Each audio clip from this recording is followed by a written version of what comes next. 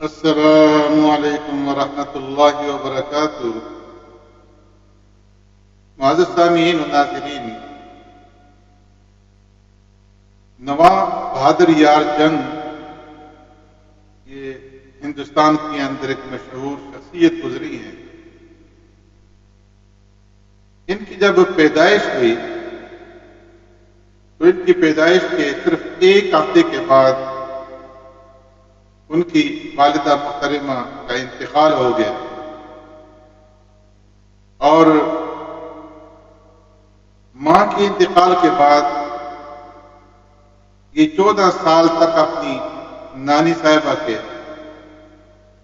زیر تربیت رہے۔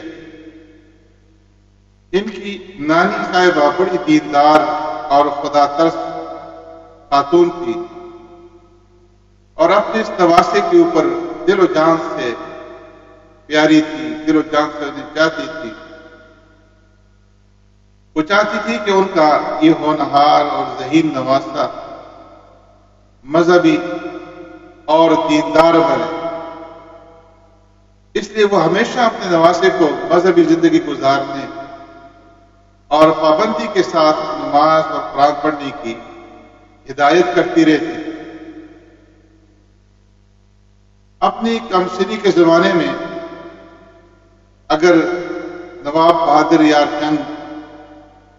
کسی دن معمول کے مطابق قرآن مجید کی تلاوت نہ کرتے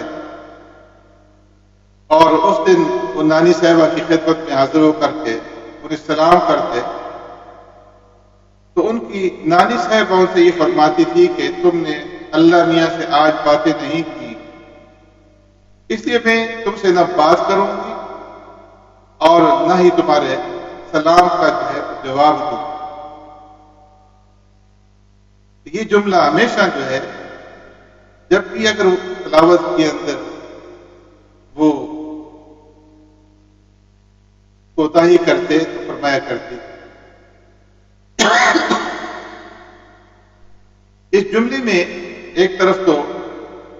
محبت آمیز خفگی بھی ہے اور بلا ناغہ پابندی کی ہدایت بھی تھی، اور آئندہ کے لیے جن خطوط اور بنیادوں پر ان کے فکر اور نظر اور ذہن اور دماغ کو تشکیل دینا تھا اس کی طرف اشارہ دینا بھی تھا۔ اس لیے زندگی گزارنے کے لیے یہ ہدایت اس درجہ برآور اور نتیجہ خیز ثابت ہوئی، اس کا اندازہ اس سے لگایا جا سکتا ہے کہ